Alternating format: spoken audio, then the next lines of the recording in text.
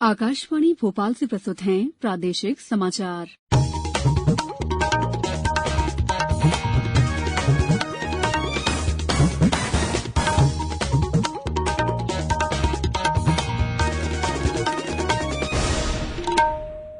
नमस्कार, समाचारों के साथ मैं दीपा सिंह।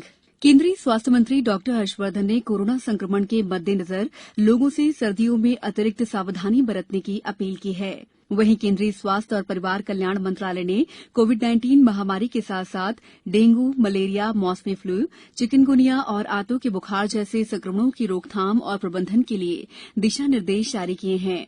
मंत्रालय ने कहा है कि मौसमी बीमारियां कोविड-19 के नैदानिक परीक्षणों के लिए नई चुनौती पैदा कर सकती हैं। स्वास्थ्य मंत्रालय ने कहा है कि कोविड के साथ साथ अन्य मौसमी बीमारियों के संक्रमण के मामलों में रोकथाम, निगरानी, संचार के माध्यम से लोगों के व्यवहार परिवर्तन और प्रबंधन के समन्वित प्रयास आवश्यक हैं। स्वास्थ्य मंत्रालय ने राज्यों से भी कहा है कि वे अपने संसाधनों का कारगर तरीके से इस्तेमाल करें और समन्वित निगरानी, परजीवियों पर नियंत्रण के उपायों, टीकाकरण और कीटनाशकों के उपयोग से मौसमी बीमारियों के फैलाव को रोकने का प्रयास करें।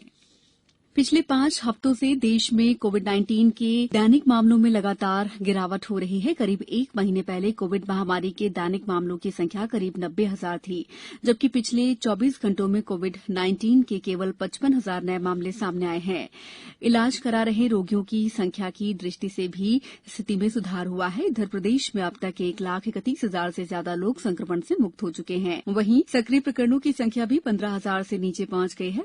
राजधानी भोपाल में आज 213 नए मरीज मिले हैं। वहीं 211 मरीजों के स्वस्थ होने पर उन्हें विभिन्न अस्पतालों से छुट्टी दी गई। झाबुआ से हमारे संवाददाता ने बताया कि जिले में अब तक 1,423 लोग कोरोना को हरा चुके हैं। वहीं होशंगाबाद में 36 मरीजों को डिस्चार्ज किया गया। धार में 16 नए मरीज मिले हैं। वहीं 37 लोग स्वस्थ हुए हैं। उज्जैन में 19, जबलपुर में 101, पन्ना में 6 मरीज संक्रमण मुक्त होकर लौटे। वहीं अनूपपुर में 37 नए मरीज मिले हैं। कोरोना से बचाव के लिए प्रधानमंत्री द्वारा शुरू किए गए जन आंदोलन को व्यापक समर्थन मिल रहा है और समाज में जागरूकता के लिए प्रयास तेज हो गए हैं। इसी कड़ी में द्रोणाचार्य पुरस्कार से सम्मानित मलखंभ प्रशिक्षक योगेश मालवीय ने लोगों को कोविड-19 से बचाव के लिए सावधानी ही सुरक्षा का मंत्र दिया।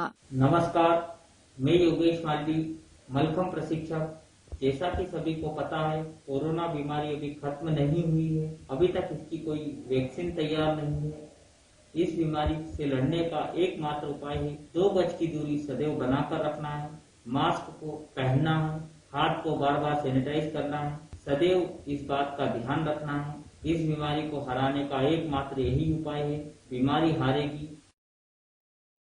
केंद्रीय कृषि मंत्री नरेंद्र सिंह तोमर ने कल आगर मालवा जिले के बड़ौद में भाजपा द्वारा आयोजित मंडल सम्मेलन को संबोधित करते हुए कहा कि केंद्र सरकार गांव, गरीब और किसान की सरकार है तथा गांव का विकास सरकार की प्राथमिकता में है। उन्होंने कहा है कि केंद्र सरकार द्वारा किसानों के लिए बनाए गए नए कानून से किसान अब अपनी उपज को कहीं भी और किसी भी समय बिना टैक्स दिए बेच सकेंगे।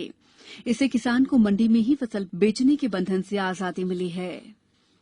जबलपुर के नेताजी सुभाष चंद्र बोस मेडिकल कॉलेज अस्पताल में बनाए गए गैस स्टोरेज टैंक में सुपर स्पेशलिटी अस्पताल में भर्ती मरीजों के बेड तक ऑक्सीजन की निर्बाध आपूर्ति शुरू हो गई है। अस्पताल के डीन डॉक्टर पीके कसार ने बताया कि कोरोना काल में गंभीर मरीजों के उपचार में ऑक्सीजन की जरूरत बढ़ने के बाद 10,000 लीटर क्षमता वाला गैस स्टोरेज टैंक बनने से बार बार खाली सिलेंडर की रिफिलिंग की समस्या से निजात मिलेगी। उन्होंने बताया कि इतनी ही क्षमता का एक और ऑक्सीजन स्टोरेज टैंक बनाने का कार्य शुरू कर दिया गया है। अब कुछ समाचार संक्षेप में। मुख्यमंत्री शिवराज सिंह चौहान ने आज आदिम जाति कल्याण विभाग के 457 करोड़ 70 लाख रुपए की लागत से नवनिर्मित 145 शैक्षिक भवनों का वर्चुअल लोकार्पण किया।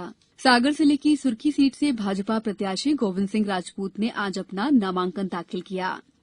बुलेटिन के अंत में आप सभी से एक अपील, मास्क और 2 गज की दूरी, हाथ धोना भी है जरूरी। नमस्कार।